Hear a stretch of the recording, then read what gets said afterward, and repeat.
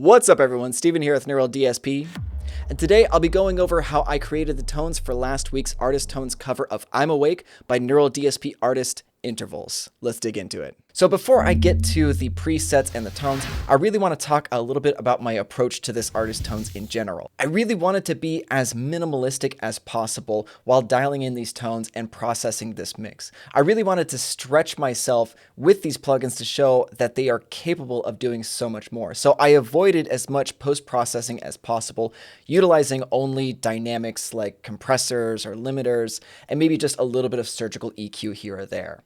So let's start with the bass. I used Submission Audio's Euro Bass 2 for the DI signal. I fed that through to the Sheps Omni channel so I could brighten up the DI with the EQ section. I used the de-esser to take care of the presence area at around 2.5 kilohertz. And then I used the compressor on the optical setting to control the dynamics of the signal being fed into the parallax. Now, it's pretty easy to get a relatively clean signal with the parallax. All you have to do is back off of the input gain, push up the low end compression. I actually turned off the mid distortion and kept on the high distortion with the high drive at 0. For the impulse responses, I have the Dynamic 57 and the Ribbon 121. Feeding then into the equalizer, I did a couple of different moves to brighten up the tone. And then finally, to compensate for the backed off input gain, I had to boost the output gain a little bit so that way it would be level in my mix.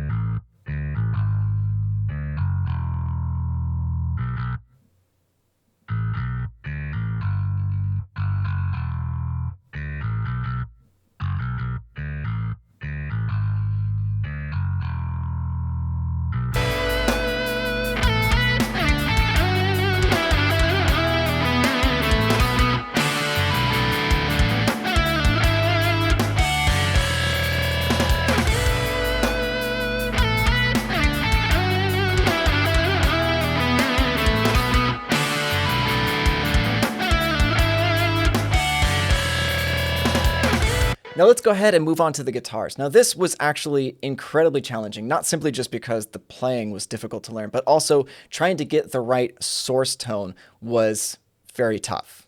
I had to go through all the guitars that I have in my collection, and the closest that I got to having that sort of honky mid-range guitar tone was the mid position on my Strandberg Classic 6.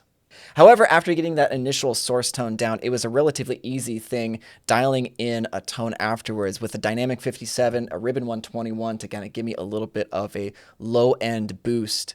I chose the first head with the third cabinet since that sounded sort of like a V30 style cabinet.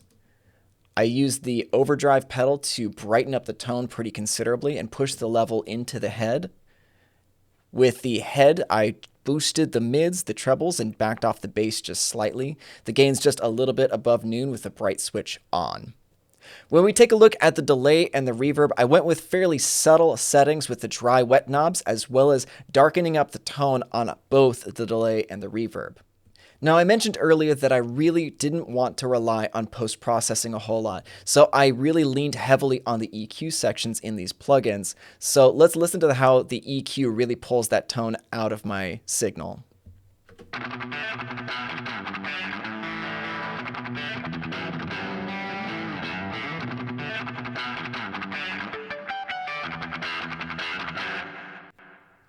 You can really hear how the EQ is pulling out a lot of that low end at 125 and 250 hertz.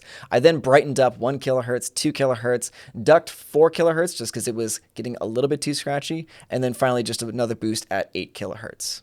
So let's go ahead and listen to the signal again, but I'm going to go ahead and disengage some components within the plugin so that way you can hear how each one is interacting with the signal.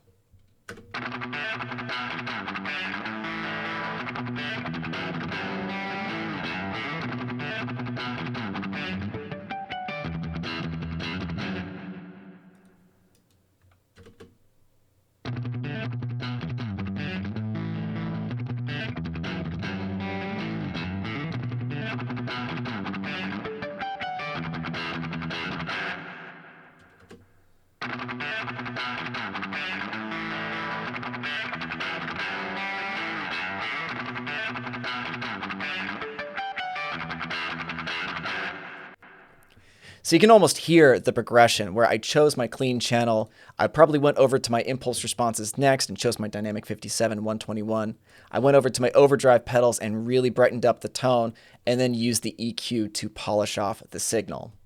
So after I dialed in that intro tone, I ended up using that preset and making some subtle changes towards the next sections. So like when the riffs come in and the bass and the drums come in, I wanted this guitar part to have a little bit more saturation, so I ended up boosting the level out of the overdrive pedal. I pushed the gain up just slightly, changed the tone stack. You'll notice that the EQ isn't nearly as aggressive on this one because I wanted to fill out quite a lot more in the mix. And then the impulse responses are still exactly the same.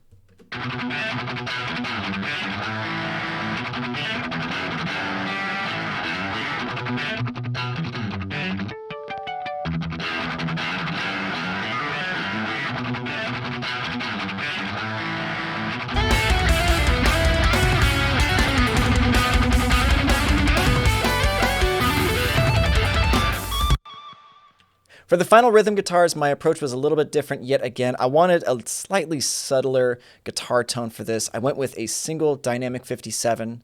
When I move over to the EQ, you'll see I'll take out a little bit of 1 kilohertz, 250, 125. I went with the higher mid-range on the tone stack. I pushed the gain up yet again, but I did back off on the level, putting the level knob around noon on the overdrive pedal, the distortion knob being at 0.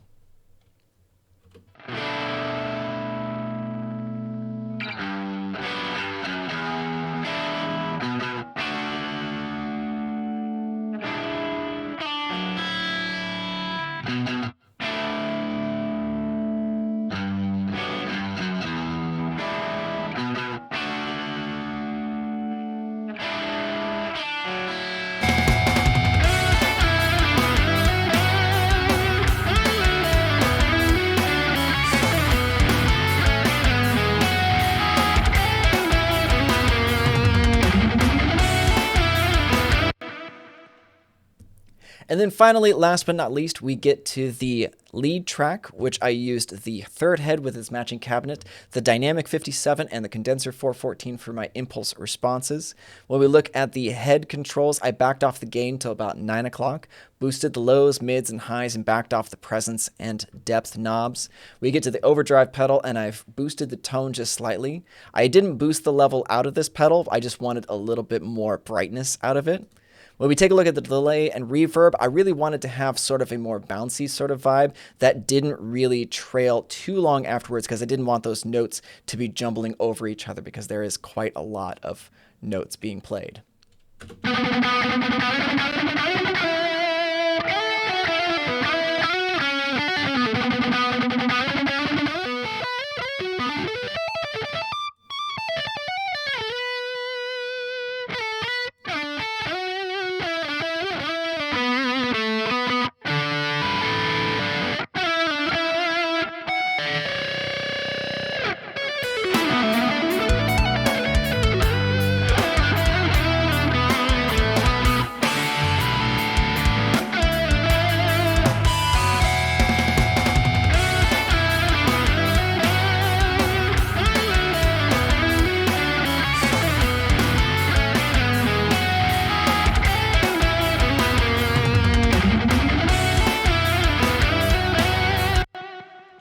So that covers how I dialed in the tones for this Artist Tones cover of Interval's track, I'm Awake. However, when the performance video dropped last week, I did see in the Facebook groups a bunch of people asking for similar tones to be made in the other plugins from our catalog. So I spent some time today and recreated the intro tone on all of the other Neural DSP guitar plugins. Those will be available in a second download link in the description below.